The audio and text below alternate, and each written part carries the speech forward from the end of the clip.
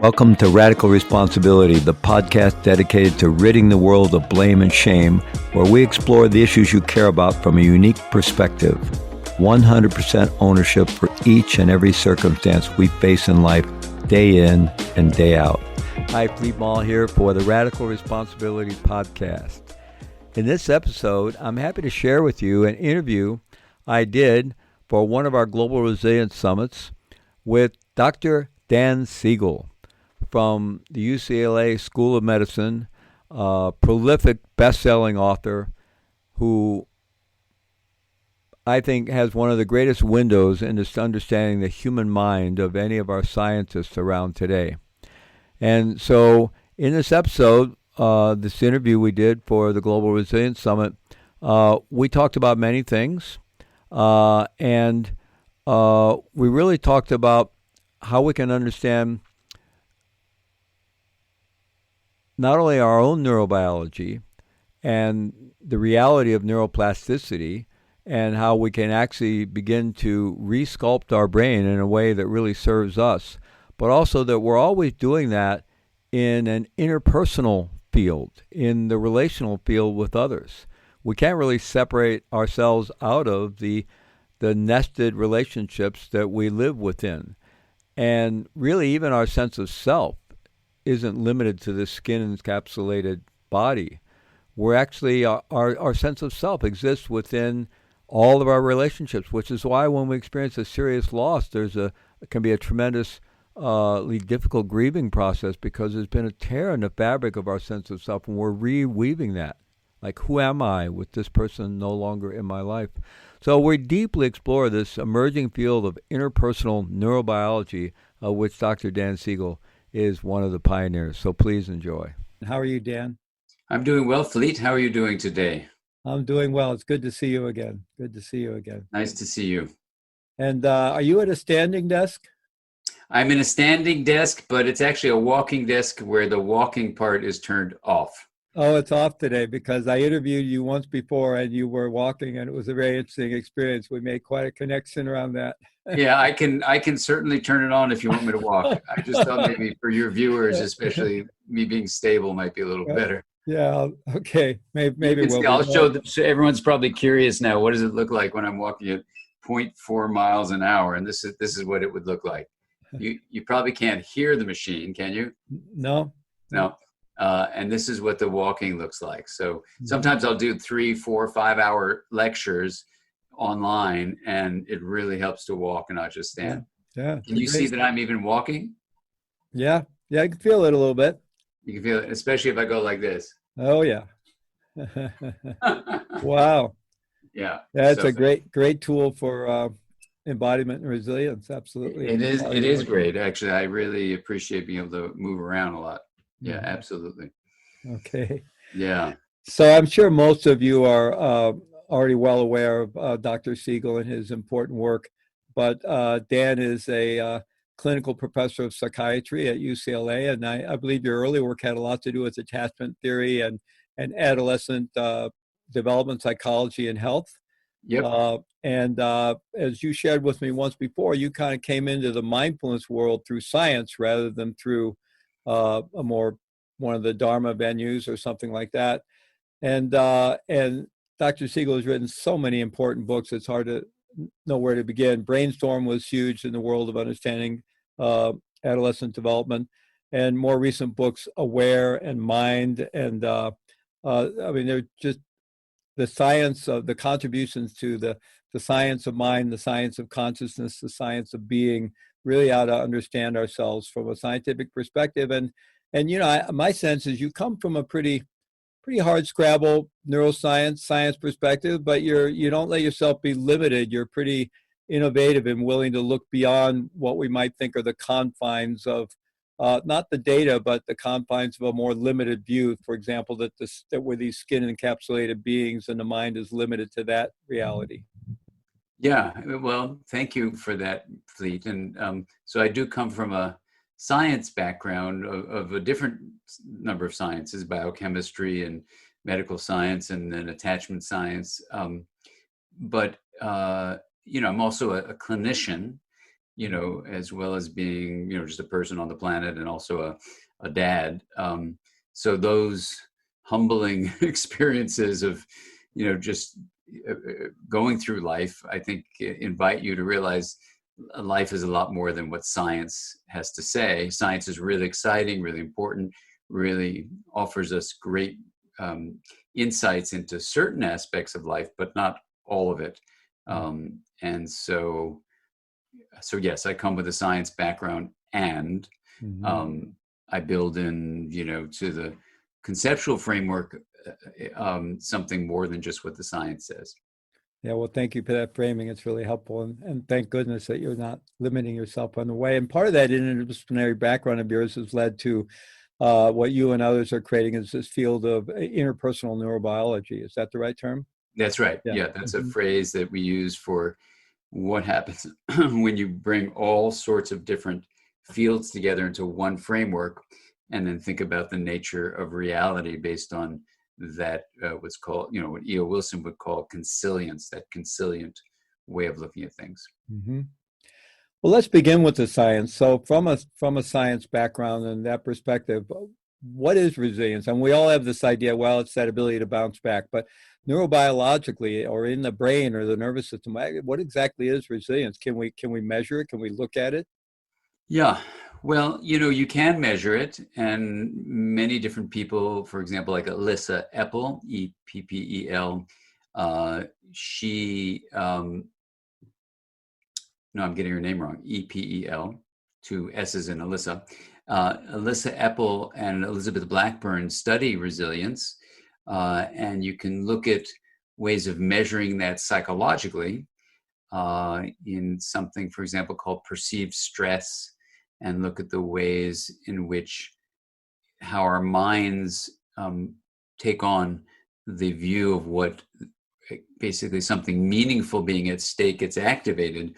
Do we turn it into something that is a challenge that we can try to wrestle with how to deal with, and we have a very receptive state of mind?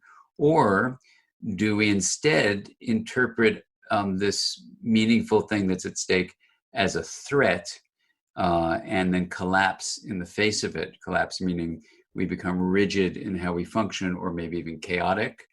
And for me as a clinician, when I started seeing these examples of rigidity on the one hand or chaos on the other with virtually every patient I saw as a psychiatrist, I started asking myself the question, like, what might be going on where chaos and or rigidity seem to be every symptom of every syndrome that was described in the books, but also with the people I saw. Even if you didn't try to fit them into what the books were saying, people were coming with suffering that was either chaotic or rigid. And yet when we do different interventions in therapy, they would move toward a more harmonious way of being flexible and full of vitality. So that back in the late 80s, early 90s led to this thing I think you and I've talked about before, which is to ask the question, like, what is well-being? What is resilience? And, the Developing Mind third edition gives you this very current summary of that, with 18 interns working with me to try to prove this was wrong. But for me, resilience is something called integration. It is a deep process of differentiating on the one hand, allowing to be different, and linking on the other hand. And this linkage of differentiated parts creates a system that, through a long line of consilient thinking, but based on mathematics of complex systems, is basically flexible, it's adaptive, it's coherent, meaning it holds well over time or is resilient over time. It's energized, meaning it has a lot of vitality to it. And it's stable, not meaning unchanging and rigid, but stable, meaning you can depend on it. It's reliable. So for me, resilience is the basis of how we cultivate well-being in our lives overall. And the fundamental mechanism of resilience and the well-being it permits is integration. And that can be seen in a relationship, and one, of course, with the physical distancing that people are calling social distancing, is isolating people, creates a challenge to resilience and well-being, because people are not integrated socially as they could be, or usually maybe are. And for others, it's an incredible assault on the ability to integrate yourself in terms of just eating and having shelter. For others, when they get ill, or even the frontline workers, who are facing, working with people who are suffering so much with contagious illnesses, not having the personal protective equipment that they need because of failings of the government, create incredible anger. And part of what Alyssa Epple and I are doing, and what she's now spearheading through UC San Francisco and the Greater Good Science Center and the Mindsight Institute, are supportive ways of cultivating resilience for frontline medical workers. So we have a whole program that you can click through us or through UCSF, to try to say, well, if you're a medical worker, how do you, in these trying times, cultivate resilience? So we have a whole thing, and I can talk about one way of thinking about that, but overall, I think it comes down to integration, and when people find, as they say, I forgot who the politician who said this was, but these are times that test men's souls. It may have been one of the founding signers of the Constitution, maybe Thomas Paine. I don't know who it was, but this is a time that really tests our souls, and resilience and the soul go hand in hand. And I find, I don't know how it is for you, Fleet, but I find some days are easier than others, and well, no day is easier, but some days are smoother than others, and some days are really, really rough. A part of it depends on what's going on in my family. I take care of my 90-year-old mom. Some of it depends on, what I read in the news. These are really trying times. So resilience and a summit on resilience that you're doing is so timely, Well, thank you very much for that, and for the work that you're doing to bring some skill sets to healthcare workers. And I've been doing similar work with correctional officers, probation and parole officers, and first responders for a while now. And right now in the prison system, it's a really dire situation. I've been on the phone for the last several weeks with lots of correctional executives, and if the virus gets into one of these correctional facilities, it can spread like wildfire, and then they're worried about their staff going down. And I watched a 2-hour special last night in an ICU, and that was one of these tough moments for me, toughest moments. I was shaken, really, after watching what was going on, what these healthcare workers were dealing with, and the patients in a really busy ICU with the halls full of beds and the hospital. And I was literally shaken after that. It was kind of a rough night. So I'm glad that you and others are finding ways to meet that and offer something. In a moment, I'd like to kind of go into the relational collective point, but just in terms of what you were saying about resilience. So even in terms of a brain that neuronally it's more differentiated, more efficiently linked up, and therefore more integrated. So is this something you can actually see on a brain scan or a series of brain scans, or some of the research been done between non-meditators, novice meditators, and long-term meditators, or other means besides meditation practice, ways in which people through their thought process have ended up with a more differentiated, better linked up, more integrated brain? Is this something we can see? And then importantly, then how do we help people move in that direction? Yeah. So this is great, Fleet, because just a few minutes ago, I was on a research summary call with a wonderful program in Portland called Peace in Schools, and they were giving the soon to be published research data, that showed that with this intensive program in schools, you could cultivate literally resilience in high school kids that had high ACEs scores, adverse childhood experiences, which challenge your resilience in many ways. Both your mental and medical well-being get challenged when you have adversity early in life. So this was an intervention that was helping with that. It's fantastic.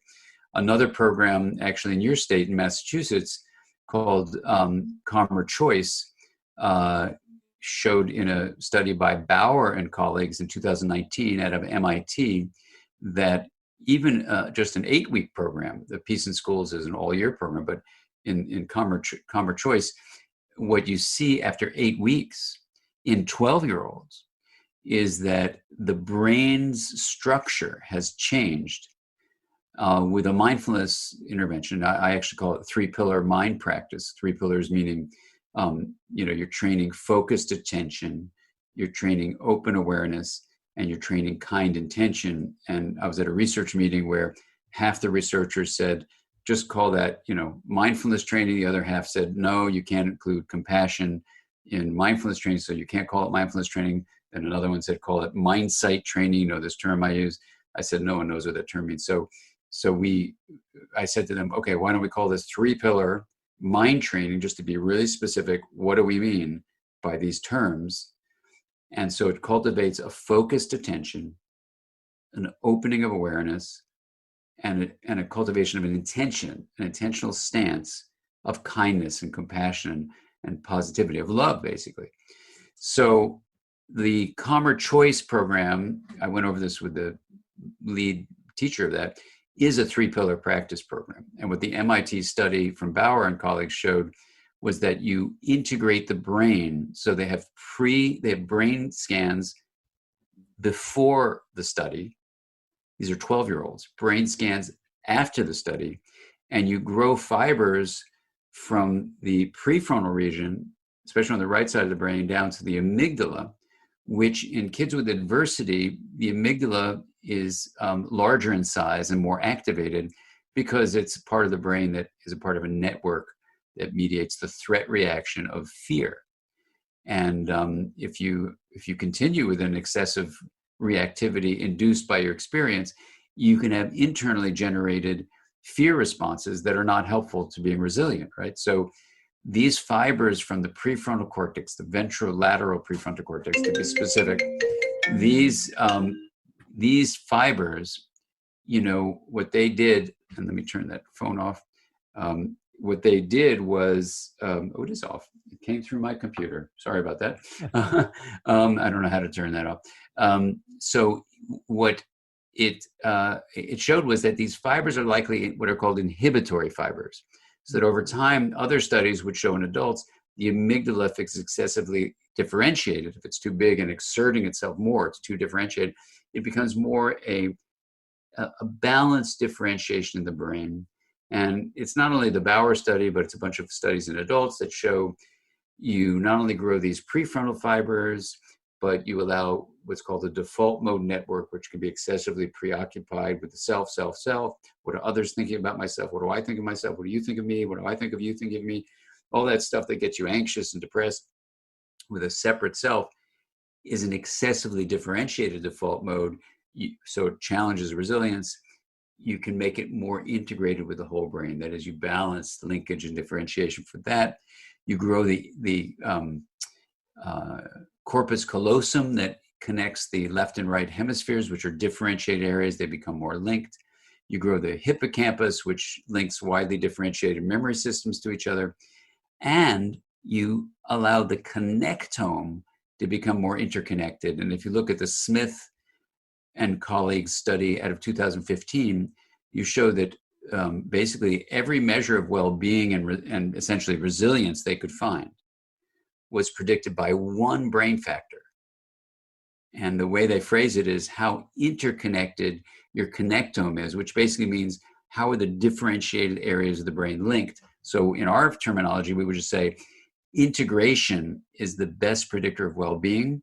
And it turns out that so far, at least, every study of impaired well-being in the psychiatric Bible that's been studied, whether it's from experience or not. So impaired resilience basically is associated with impaired integration in the brain. So it's all of this reasoning, summarized in the developing mind, that I'll say to you, Fleet, a resilient mind comes from an integrated brain within integrated relationships. So energy and information flow happens in our relationality and in our interiority. So it's like an embodied brain, fully embodied brain. And the mind is an emergent process coming from these relational and these embodied energy and information flow patterns. And when they're integrated, they have these 5 qualities that spell the word FACES. They're flexible, adaptive, coherent, energized and stable. And to me, that's how you define resilience. Ah, beautiful. So yeah, that's exactly what I was hoping to see into that, because I think it's really helpful to see the science there. So I'm really eager to move on to the relational and collective, which you were already kind of leading us toward. But before that, you also, something you said reminded me of a concept that you, I believe, coined the term for the window of tolerance. Yes. And sometimes it can be called the zone of resilience, maybe a little different meaning, but similar. And certain situations trigger us out of that, obviously, and we either get hyper-regulated or we start to shut down, get hypoarousal. So we get hyperarousal, and unfortunately, the impact of trauma can make that smaller, shrink it down, right? And I know you mentioned the ACEs studies. In our understanding of trauma often, I think, really began with those aversive childhood experience studies. And one of the things that we saw was not only the question of recovering from trauma, but that some children seem to innately be able to not only recover, but thrive, go to a higher level of development, whether that was genetic predisposition or what. So just to clarify my understanding of the window of tolerance as you conceived of it, because you mentioned before that very often when we get dysregulated, it goes either into chaos or rigidity. And my understanding that both those manifestations are possible manifestations of hyper arousal, and it can go either way. And then that shutting down or hypoarousal kind of disassociation would be something different. So is that the case, that both rigidity and chaos can be manifestations of hyperarousal? Yeah. So, when I was first writing about this in the first edition of The Developing Mind back in the 90s, I was trying to focus on this experience I had clinically with patients where, depending on their state of mind and depending on the person and depending on the topic, there seemed to be this, this, you can call it a zone or a window, in which within the window, they could function in an integrated manner. Mm-hmm. And as it burst through the window, it could become chaotic. So if on one side, or rigid on the other. So I never used the term hypo and hyper aroused. Then people who read that started just translating that as chaos was hyperarousal and rigidity was hypoarousal, which maybe in many cases is true, but not in all cases, So I'll give you an example. I can be in a threat situation where rather than fighting back or fleeing, I just freeze. Now, freeze is a temporary immobility that is huge rigidity and super aroused. I am pumping out adrenaline like crazy. I'm putting a lot of energy into my muscles to tighten them up. This kind of freezing, and working with Pat Ogden and Steve Porges around how to articulate this, is very different from what, we suggest people call, fainting or feigning death. So you can use whatever F you wanted there, but you have fighting and fleeing and freezing are very activating. You can be rigidly in an anger state or chaotically in an anger state. They're both hyper aroused, you see. So this is where, for me, I don't use the hyper and hypo like other people do. Now it may be just as valid, but they don't overlap completely like this. Yeah, I see. So, so you can say, for example, I can be super energized in a happy way, let's say with joy or sexual arousal or whatever. And that's hyper aroused, meaning I'm way aroused and I'm perfectly integrated. Mm-hmm. I'm having a wonderful sexual experience, right? Another person maybe who had a history of sexual trauma, when they start getting a little bit aroused, that can throw them either way into like a rigid state of withdrawal, I don't feel anything, or chaotic, meaning I'm just all over the place and I'm indiscriminately sexual. So, because I do a lot of work with people who dissociate, in my experience clinically over these last 30 years, dissociation, you mentioned that term. Yes. Dissociation can be either and both at the same time. That is, you can be chaotic and you can be rigid. and you can be hyper and hypo within either of those, places outside the window. So, you just want to know you're outside of the optimal integrated Right. flow of harmony, basically. And I wouldn't worry too much, because people say, no, it's hyper and hypo. I said, well, it's not really that way. If you want to keep on talking about that way, do whatever you feel is useful to you. That's great. There's no right or wrong. I just find it much more clinically useful to think about integration leading to harmony in the central flow. And when you've blocked differentiation and or linkage, you can go to either chaos or rigidity. And those can be even in not hypo or not hyper aroused. You can be non-integrated and be kind of, calm as a cucumber and not integrated. Mm-hmm. We see that in some, parents and families or leaders of schools or leaders of countries or whatever. You see this a lot. You don't have to be out of an arousal level to become non-integrated. Well, thank you for this much more nuanced view into that whole idea, because often the various diagrams and different ways people use it tend to collapse it down to something that's simpler and maybe then less accurate. So I really appreciate that. That's helped my own understanding quite a bit. Okay. And so moving into the relational a little bit, I've noticed really during this incredible catastrophe and crisis and incredible stress testing of ourselves and all our systems that we're in the middle of this pandemic, the bedrock for me has been my practice, my morning solid meditation practice that I do with my partner every morning.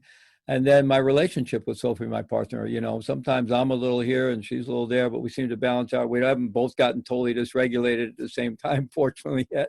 But, that relationship is really foundational to our resilience. I know that. And in my own meditation teaching, I am practiced for many years, and ever more so over the years, focusing on a very embodied approach that really activates interoceptive awareness as a way to really be deeply embodied and be picking up on a lot more data, and then being able to drop out of the observer role into just being in that. And I understand there is some science that connects the activation or the depth or access we have to interoceptive awareness with our ability to connect as well relationally and create intimacy, create connection. So, there seems to be some connection between, you already mentioned it before in terms of attention and altruism and about well-being, but there's some connection between embodiment, resilience, and the ability to be in relationship, which creates further resilience. And then maybe that goes out to the collective eventually. I think it's beautifully said, Fleet. I think, I guess one thing just to start in responding to your beautiful way of phrasing it is, I think many of us are taught as students to be understandably, trying to logically understand the linear, A leads to B leads to C kind of thinking. And we're all trained that way just to try to make sense of a really fascinating and complex world. So we think in these linear terms. And so the invitation, especially now with the pandemic, is to take a deep breath and realize, in fact, that linear thinking may not be the fullest way of understanding reality. And there's something called systems thinking or systems sensing or systems awareness, which basically, just to think about the mind as an aspect of a system, is the mind seems to be, as much as it's not defined by any field that deals with it, the mind seems to be, beyond the descriptions that those fields offer, actually in what's called an emergent property. Now that's a math term, that something is interacting within its own components, and the interaction of those components of a system give rise to something. And that's, in math, called emergence. It's not a feel-good California term. It's a hard science math term. Now, if you're a linear thinker, you may make fun of the word emergence because it doesn't fit in your linear framework. And you may say that's not scientific, and you would be wrong, even though you would have incredible conviction that emergence makes no sense to you. It doesn't mean that you're right just because it makes no sense to you, because emergence is a systems property. It's not a linear property. Mm-hmm. Now, one of the emergent features of a complex system is called self-organization. And, we can talk more about that as the source of resilience, which is where the idea that integration is resilience. Then you say, well, where is it? And then you say, okay, if you're really going to give us the systems view, where's this system? So if you're a brain scientist, perhaps you might say, the system I'm interested in is inside the skull. And that's a beautiful field of science, brain science. However, if you're interested in the mind, then the mind as an emergent property of a system is both fully embodied. That is, it's not just installed, it's in your whole body. And lo and behold, there's a lot of reasons to think that the mind, your feelings, your thoughts, meanings that come to you, your resilience, your well-being, actually are as much embodied as they are relational. And then you may go, well, that feels right, but it seems wrong. How could a mind be both inside and outside? That doesn't make any sense. Well, it doesn't make any sense until you become a systems thinker. Because when you're a systems thinker, you go, oh, if the system is energy and information flow, neither skull nor skin are impermeable boundaries of that flow. So you go, well, wait a second. Are you saying that energy and information flow is happening both within and between? And then we go, yes. And you're saying the mind is both within and between? And we go, yes. But the principles of emergence and self-organization would suggest then that integration within and integration between are both integration of mind, and that's where resilience comes from. So when you're in a relationship where you honor differences and promote compassionate communication as a linkage, that's an integrated relationship. And amazingly, integrated relationships seem to promote integration within the body, including its brain. So there's a two-way communication. Once you have integration going on in your embodied brain, it helps you more easily create compassionate, kind relationships with others. And that in turn turns back and supports the cultivation of integration within, integration between, integration within. And that's called the flourishing of resilience and well-being. Well, I think anyone who's, I know just in terms of a personal intuitive experience of this, perhaps, I think anyone who's been through a really tough loss, I've been through several. One of the reasons that the journey of grieving is so deep and unpredictable and so difficult for me anyway, is that there's a complete reordering of, whether you want to talk about mind or consciousness or our self structures. I mean, they're different things, but still just who we are as a being, who we were is no longer. And there's a whole time and process of reweaving that relational field in which we actually exist and experience reality. So I think it gives us a direct window into that. Well, thank you, Fleet. I mean, that phrase you use, relational field, is so powerful. And, a group that I'm associated with at MIT with Otto Scharmer and Peter Senge use that phrase. And, our view is that a relational field is a real entity. Just like I believe it was Maxwell who suggested there were these things called electromagnetic fields, and people thought he was nuts because you couldn't see him with your eyes. Well, every electrical gadget you deal with has electromagnetic fields at its core of how it functions. So people thought he was nuts. Relational fields may be just the same thing. They may be something you don't see with your eyes, but you feel it with your heart and you know it's true. So here, what we want to say, especially with the pandemic, the term social distancing should probably be replaced with physical distancing. Definitely. Because even the linguistic phrase social distancing is an assault on our relationality, right?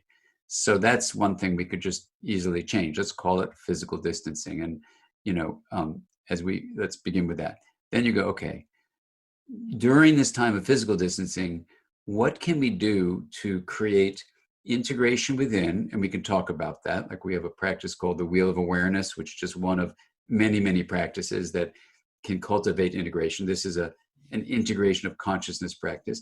And you can do practices that make sure your connections with other human beings and with nature retain their differentiated and linked quality. And the reason to talk about integration rather than blending is that integration has this very interesting characteristic where you do not lose the differentiated nature of the elements as they're becoming linked. So like in a relationship with a close significant other, you don't lose who you are when you become compassionately, kindly communicating with them. In fact, you become more of who you are, if it's a great loving relationship. But then there's something greater than the individual parts that's created within the relationality that does not eliminate the individuality. That's an integrated relationship. Now that's where that's your notion of mui, what you've called mui, that you don't lose the me as you go into mui. Exactly. That's the mui. And what's fun about mui is, we don't have a word for it in most languages, but just a simple linguistic term reminds you, oh, yes. I need to retain my individuality. I need to work out my body. I need to make sure this body is getting good sleep and good nutrition as best I can, and as I do that, what I do is I have a means of really trying to respect the individuality that is my birthright, and I don't lose that. So I say, okay, I'm a me, fine, but in the process, then what I do is I allow myself to join fully with another. And in that joining, what's absolutely exquisite about it, and the we word just helps remind us of that, is you can feel almost like there's three entities. There's a me, there's a we, and there's the experience of we. And it can, once you start thinking that way, it's, as a systems terms, it's beautiful, because then you can assign resilience to each of those three. How do you make a resilient group experience? Okay. How do you make a resilient individual experience, right? How do you make a resilient collective integrated relationship experience? And, for me anyway, the integration as the heart of resilience notion gives you, we have these 9 domains of integration you can work in. So then you see, okay, I need to work on, integrating, my different states, a child part of me, an adolescent part of me, an adult part of me. I need to integrate across the different relationships I have. I need to integrate my body with somatic practices with my upper brain, which mediates consciousness and thought. I need to realize there's a left hemisphere and a right hemisphere that function quite differently because they're very differentiated. How do I link them? On and on. I can integrate my memories of childhood, adolescence, adulthood, and in integrating those, what are called implicit memories, into a larger explicit form, I then have the gateway for narrative integration, which is, how do I find meaning? So even like with the pandemic, how do we take this moment of collective experience on the planet, make meaning of it for ourselves individually and in the relationships we're in and collectively, and this is now temporal integration across time, how do we get ready for what hopefully will be, and many people are, I think, secretly hoping for this, but why don't we just say it, a new chapter in human evolution that embraces the reality of our interconnection, realizing how beautifully and profoundly interdependent we are, so that once we start consuming again, we don't consume as much. Once we start traveling again, we don't travel as much. Once we come back to some kind of non-physically isolated way of being, we actually say, oh, do you remember the days, as horrible and painful as they were, because they were full of loss from death? loss of jobs, loss of retirement, so many things that were happening that are so filled with suffering. So it's not to at all minimize that, but to find meaning in the grief that we're going through now, so that as we move into a future, we are not passive to create what that future can be. At the Mindsight Institute, we're starting these, they're like pep talks, it's about the personal experience of the planetary pandemic and how we find meaning right now, so that we actively embrace the experience. For those of us that survive and stay alive, and in honor of those who won't be surviving and staying alive, we say, we can do it better the next chapter of human evolution. We can do it better. And if we don't take this moment of suffering and terror and uncertainty and take a deep breath and say, let's develop resilience and let's go forward and find a way through this, it'll be absolutely for nothing. Absolutely. And hopefully this is the wake-up call, and that we will honor the tremendous suffering that's happening right now and the loss of life and families losing, that we will honor this by embracing the need to awaken and change. And I would like to move on to sense making and the collective in a moment, but just first, maybe as a side, or maybe not, maybe it's not an aside, but I do, as well as in the way I practice meditation and teach it, and I do a lot of dyadic work and of all kinds. And part of that has some roots in a dialogic process I've been involved in for 3 decades called counsel. And people, besides doing that in a circle form, also do it dyadic. And there's a couples work, a relational work that gets done, and people who've really worked on their relationship in a deeply contemplative way in that way.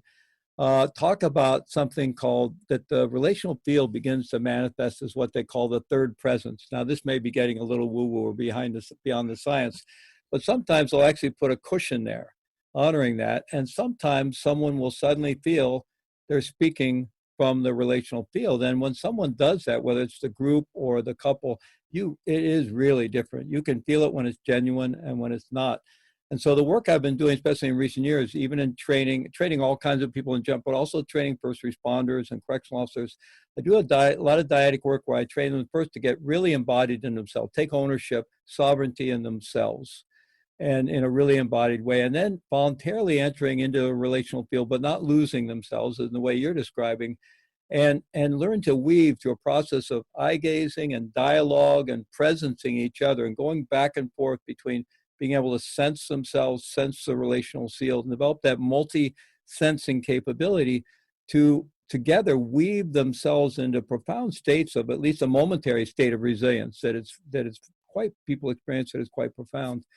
So I just wanted to kind of start there and think about how do we then, if you think out to our healthcare system that's obviously failing at stress test right now, and, our approach to the kind of neoliberal corporate view, which has produced a lot of good things and a lot of science and a lot of prosperity, but it's also, it's all about efficiency. So there's no backup, there's no redundancy, and it creates very fragile systems that we're experiencing right now.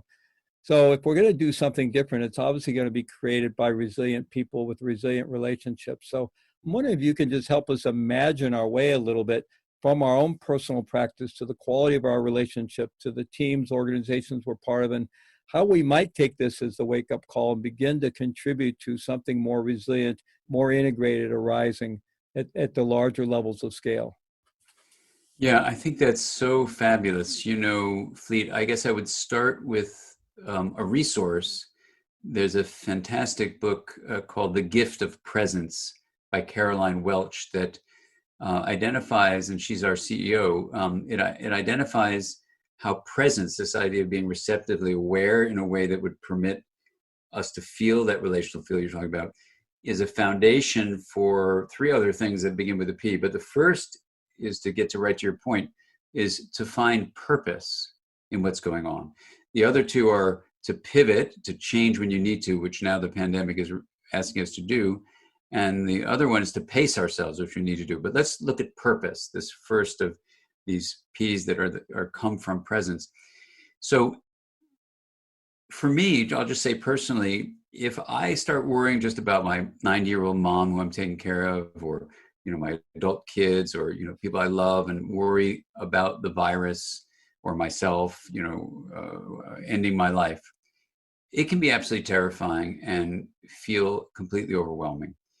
If I take that experience of hopelessness, and as some people would say, turn it into helpfulness, and I figure out what can I do now, not just for my loved ones that I want to protect and take care of, delivering food for my mom, getting her medicines, things like that, helping my neighbors with stuff, but what can I actually do in what I prepared for my whole life, even if it's just a small gesture to a neighbor, or a larger gesture of our neighborhood, or in our case, working with resilience issues.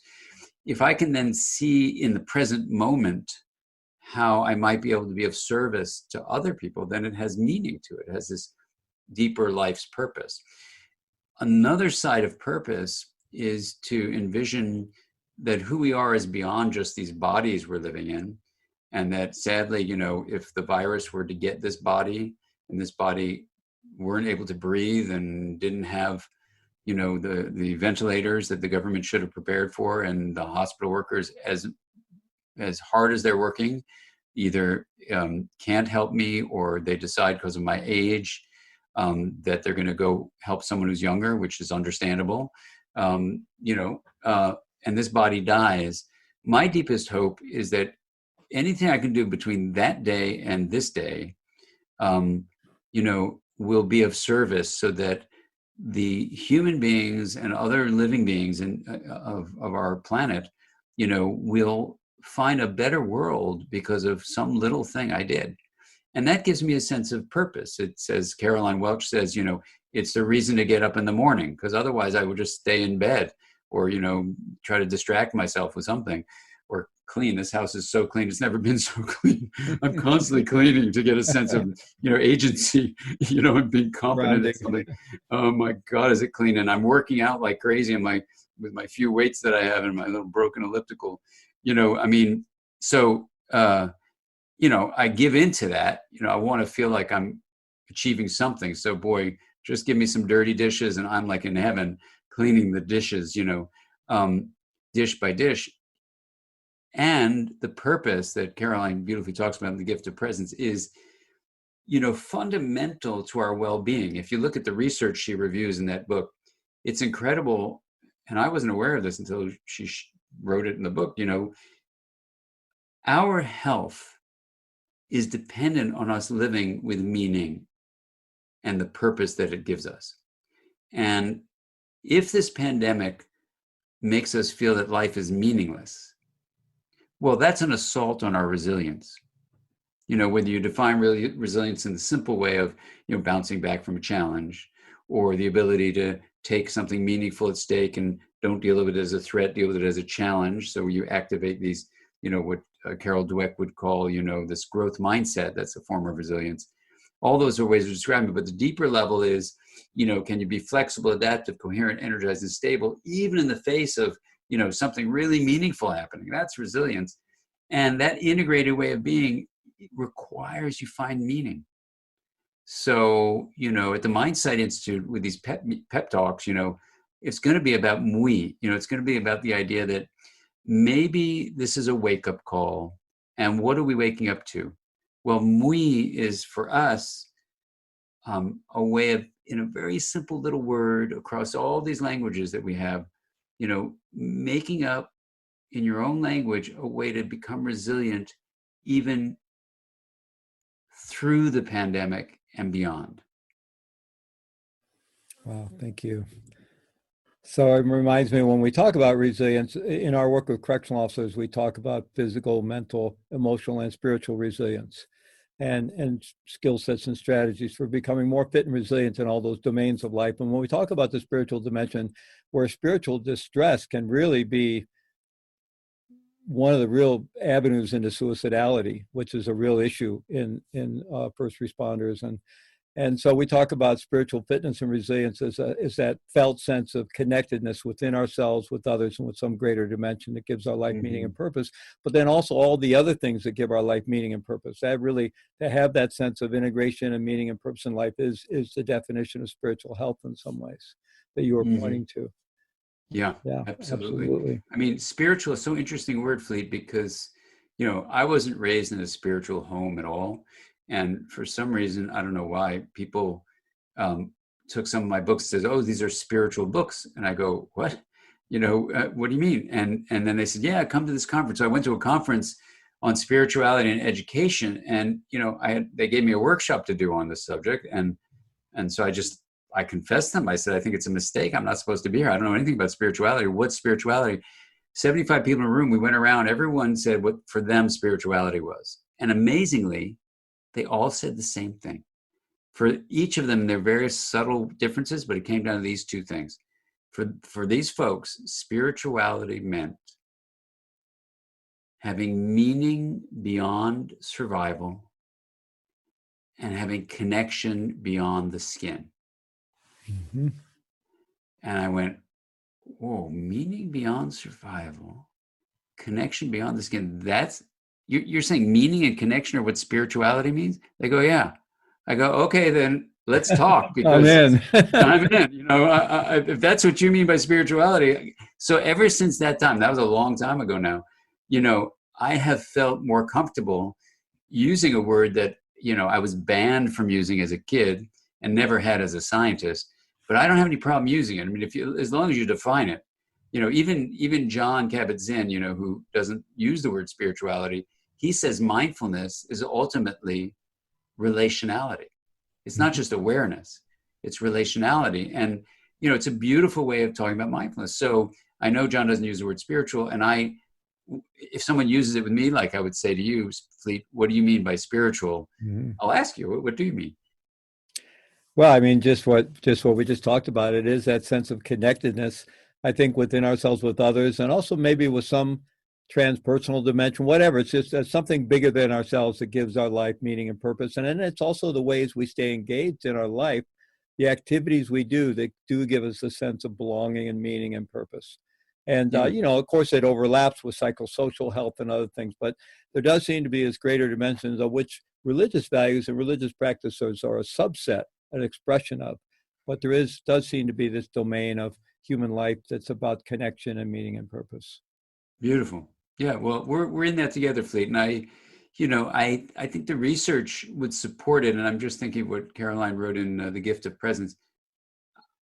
I'm not sure she uses the word spiritual. I'm trying to root it in my mind, but certainly purpose and meaning and connection are the heart of well-being. Mm-hmm. And so there is a beautiful book on spiritual and religious competencies in clinical practice that I was given the opportunity to write the foreword to. And in that beautiful book, they reviewed the science of what it means to live, distinguishing religion from spiritual, Mm-hmm. which I thought was really interesting. But ultimately seeing how research on both those fields show that it has to do with resilience and well-being. Absolutely. Actually, where I came to it was really through clinical literature in the nursing and hospice fields, because I was very involved in hospice all those years in prison. And so in doing my research and so forth, that there is this clinical literature around that dimension. And it was really actually very important in the hospice field, because hospice came to the U.S. from a very monolithic religious culture in Britain with the Church of England. It came to this very pluralistic country. And so people avoided the whole spiritual dimension for a long time, until they realized there was something really missing, and they had to kind of reinvent, okay, how do we talk about this clinically and in a way that can include religious expression, but not be limited to any particular religious expression. Oh, beautiful, beautiful. So from what you're saying, it sounds like we're in the middle of this, I don't think crisis really even describes it sufficiently, but we're in the middle of this global pandemic being stress tested on every level. And we know this is all happening within the looming or already present climate emergency and all kinds of disruptions that may be coming our way. So how do we each do our part to learn the lessons, to wake up, and to create meaning through the way we respond to this? And that might be an avenue into how we collectively start to move towards something that wants to emerge. Yeah. In this textbook, The Developing Mind, the new third edition, in the last chapter, chapter 10, a new chapter for the book, that's the whole chapter is about that. And what I tried to review is the science of identity.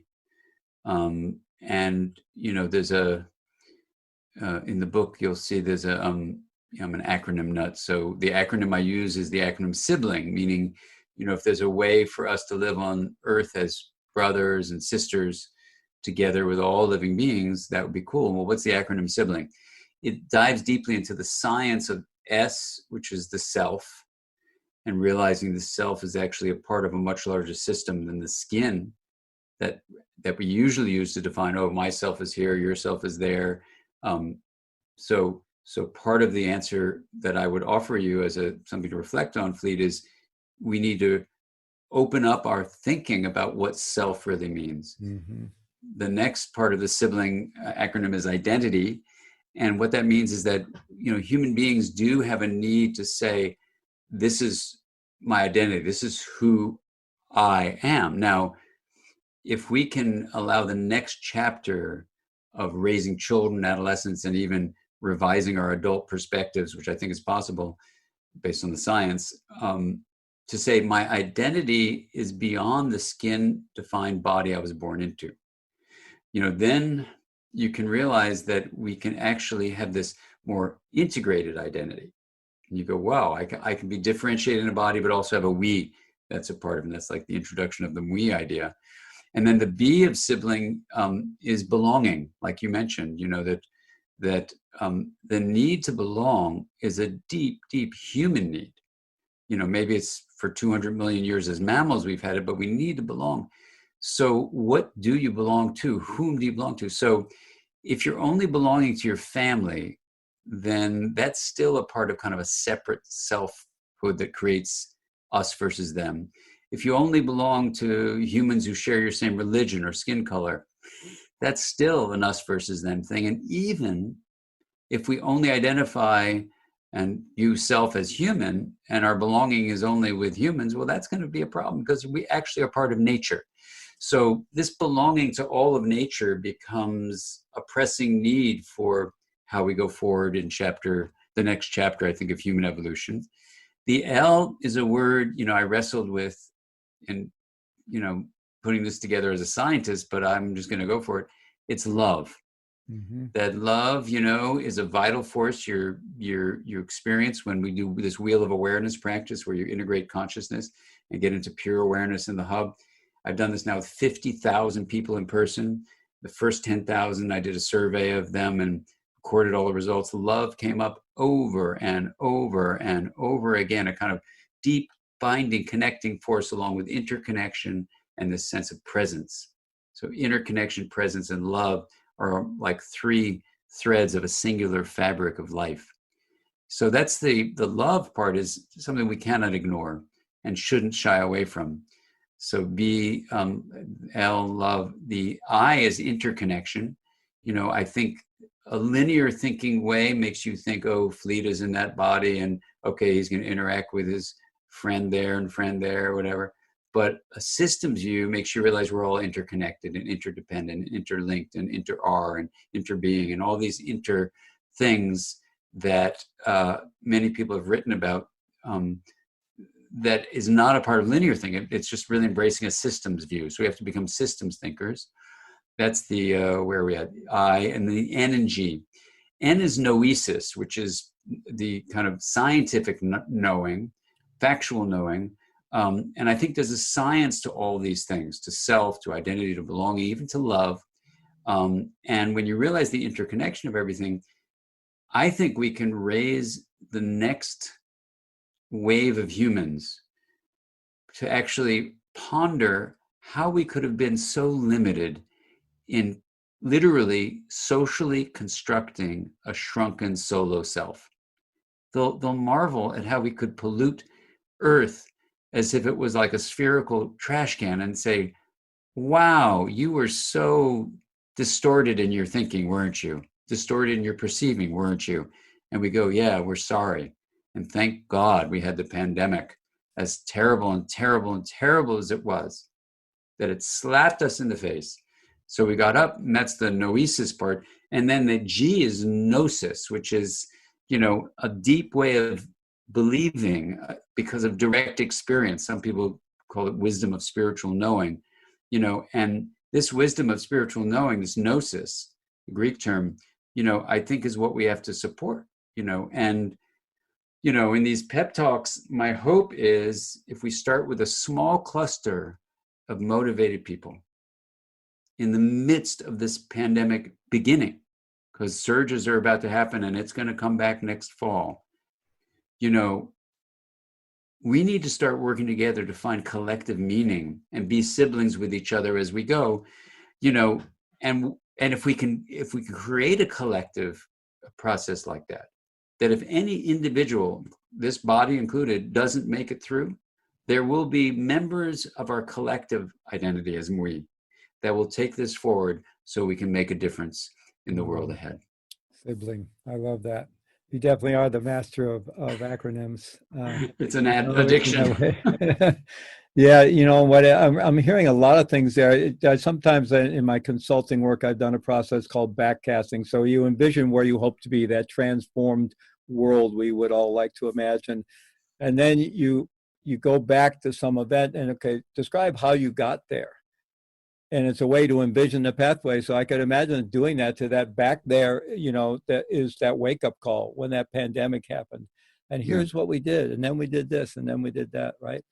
And so it's a beautiful thing and way of thinking about it. And also what you said about a new generation that could, that would look at how we've been and just would marvel at that we could have collapsed things down in such linear ways and egocentric ways. And I sometimes think with this, the combination of my own practice and teaching work with what I'm learning from science, and especially in this quality of interoceptive awareness, embodiment, and connection with others, I'm beginning to feel that we could be on the cusp, especially people that learn this at a very early age, we could be on the cusp of an evolutionary leap in profoundly different capacities for self-regulation and relationality by becoming truly embodied in that way. Mm-hmm. Yeah. Absolutely. I'm, as some days, it's overwhelming and feels just so profoundly sad and everything. But within that even is this kernel of light, if that makes any sense. Kernel of light doesn't make sense, but a kernel of hope, that, then on other days, like talking to you, Fleet, and I think together we can make this happen, that, on other days, like right now, I feel, something, whatever the individual experience is, and there's going to be a lot of grief and a lot of sadness, we need to turn that grief, that sadness, into meaning. And meaning is not something that just happens.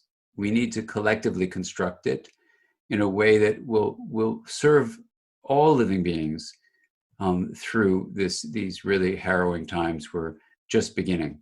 And I think if we can hold that meaning in our hearts, I think it's going to really give us a collective sense of purpose that will carry us through. On that genuinely hopeful note, I'd like to invite you, Dan, to lead us in a brief practice as you would. I've been thinking all along about your Wheel of Awareness practice, but whatever you'd like to lead us in, some kind of sort of resilience enhancing practice. Just briefly, Sure. a few minutes if you'd like. Yeah, well, the wheel, takes a good, 12 minutes, but that's not fair to do it if it's your first time. Come to our website, drdansiegel.com, and do the wheel for free. Try the longer one, the 24-minute one. Here, I'll just give you, given what we've just been talking about, just a brief view of the wheel to get you a sense of it. If you imagine that the hub of this wheel represents awareness itself, the knowing of consciousness. And if I say, hello, Fleet, you have the experience of both the hello, Fleet, which we put as a rim point for sound and your ability to hear that sound. So that'd be on the rim, but the knowing that I said hello, Fleet would be in the hub. And then we take a singular spoke of attention and basically divide that rim of the knowns of consciousness, like sound and your ability to hear the sound, into the first segment would be the first 5 senses of energy patterns from outside the body: sound, light, smell, taste, touch. We move it over to the inside of the body, muscles, bones, organs. We move the spoke over to a third segment, which is our mental life of feelings and thoughts and memories and hopes and dreams and longings and meanings and intentions and all that. And then we move the spoke over even to a fourth segment, which is our relationality. And in an advanced stage of the practice, we actually bend the spoke around right into the hub. So I'll just do a brief little just allusion to that visual metaphor of the mind.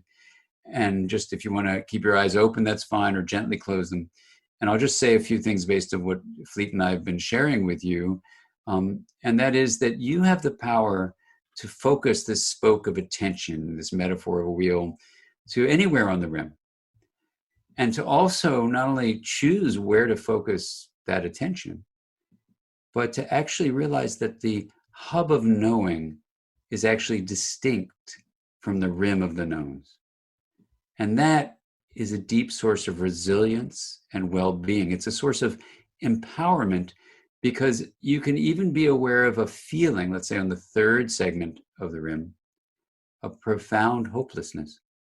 And yet in the hub, with the spoke out to that third segment, you go, welcome in, hopelessness. I see you. I am not hopeless. There is a hopelessness feeling on the rim. I welcome it in. And just like Rumi's poem, The Guest House, you invite anything in. Now, if you do this wheel practice over time, especially when you start bending that spoke around, you may find, as literally thousands and thousands of people have found, that giving yourself the resilience training to distinguish the hub from the rim with this simple practice, there may be other practices that you do this too, but with this simple metaphor of a wheel, you learn, wow, the knowing of awareness represented in the hub is distinct from, is differentiated from the rim. And what you may come to find, as so many people have, is that that ability changes everything. And you may come to find, as so many have, that the sanctuary of the hub gives you direct access to what in the book Aware I spend 100 pages talking about, and here I'll just say in a couple of sentences, looks like that the source of awareness is what you can call a plane of possibility, a generator of all things that could be, what physicists call the formless source of all form.